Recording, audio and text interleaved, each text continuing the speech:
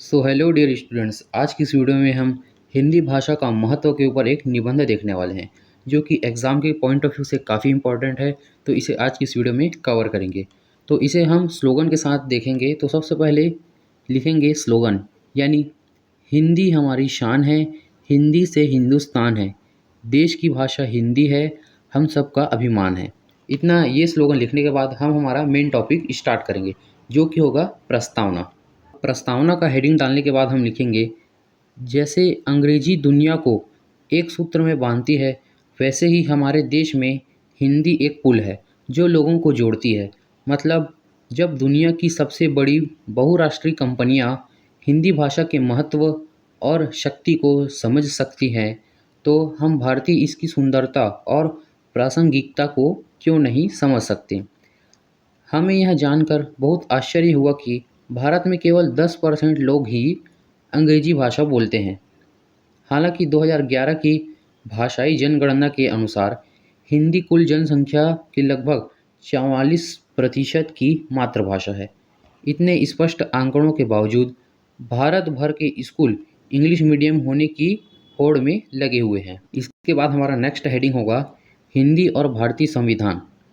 BN. Rao ने कहा कि भारत के नए संविधान के निर्माण में सबसे कठिन समस्याओं में से एक भाषाई प्रांतों की मांग और समान प्रकृति की अन्य मांगों को पूरा करना होगा।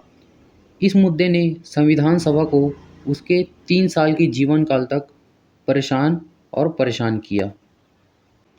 संविधान सभा ने ऐसा नहीं किया, लेकिन इस मुद्दे को हल करने के लिए कड़ी मेहनत की, क्योंकि भाषाई सह सांस्कृतिक आधार पर प्रांतों के पुनर्गठन के लिए मजबूत दबाव और मांग थी, जिससे संविधान की सामग्री प्रभावित हो रही थी।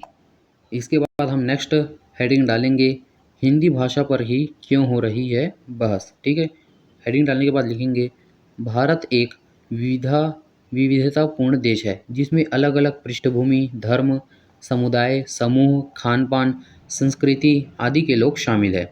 एक लोकप्रिय नारा है जिसमें कहा गया है कि भारत में हर कुछ किलोमीटर पर पानी की तरह भाषा बदल जाती है। जनगणना 2011 के अनुसार भारत में हिंदी 44% से भी कम भारतीयों की भाषा है और लगभग 25% लोगों की मातृभाषा है। इसलिए हिंदी के लिए एक राष्ट्रीय भाषा का चुनाव कठिन है और अक्सर हिस्सा और गर्मागर्म बहस देखी जाती है। भारत जैसे बहुभाषी देश में सत्तासीन सरकार ने अपने राजनीतिक एजेंडे को आगे बढ़ाने के लिए कई बार घोषणा की है कि हिंदी भारत की राष्ट्रीय भाषा है। इसके बाद हम हमारा नेक्स्ट हेडिंग डालेंगे, हिंदी भाषा का महत्व।